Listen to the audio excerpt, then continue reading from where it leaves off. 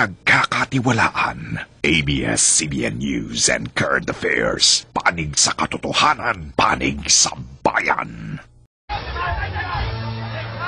Sa ulo ng mga nagbabagang balita. Dadang bakasyonista tuloy sa pagdagsa pabalik ng Metro Manila matapos ang mahabang bakasyon. Malacanang, nagbigay na raw ng direktiba na huwag palalayain ang tinaguriang Alabang Boys ayon kay PIDEA Chief Dionisio Santiago. Malamig na panahon magpapatuloy pa ayon sa Pag-asa. 4 ang patay sa magkakasunod na lindol sa Indonesia. Korea lalo pang umiinit ang career at love life sa pagpasok ng 2009. Angel of Sin, inisa-isa naman ang mga sexy leading men para sa kanya. At ang pumamakulay na Fluvial Parade ng Cotabato City.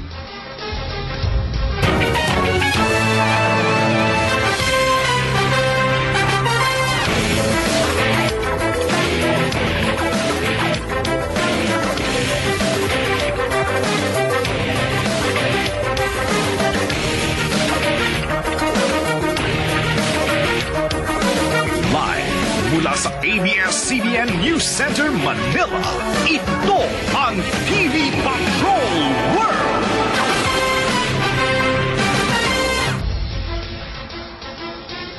Magandang gabi, Pilipinas. Ako po si Alex Santos. At ako naman po si Bernadette Zambrano. Narito na ang detalye ng mga balitang kailangan yung malaman ngayong linggo.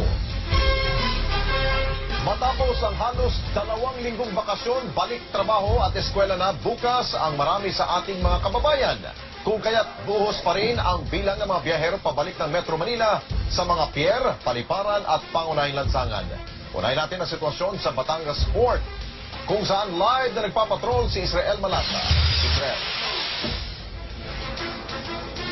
Alex, malalim na nga ang gabi dito sa Batangas City Port pero tuloy-tuloy pa rin ang buhos ng mga pasahero dito. Pagkatapos ng mahabang bakasyon, unti-unti na rin nagsisialisa ng mga bakasyon.